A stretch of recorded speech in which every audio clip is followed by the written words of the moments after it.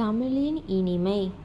கனியிடை ஏறிய சுளையும் முற்றல் களையிடை ஏறிய சாறும் பனிமலர் ஏறிய தேனும் காய்ச்சும் பாகிடை ஏறிய சுவையும் நனிபசு பொழியும் பாலும் தென்னை நல்கிய குளிரில நீரும் இனியன என்பேன் எனினும் தமிழை என்னுயிர் என்பேன் கண்டீர்.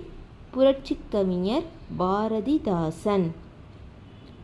கனியிடை ஏறிய சுளையும் முற்றல் களையிடை ஏறிய சாறும் பனிமலர் ஏறிய தேனும் காய்ச்சும் பாகிடை ஏறிய சுவையும் நனிபசு பொழியும் பாலும் தென்னை நல்கிய குளிரில நீரும் இனி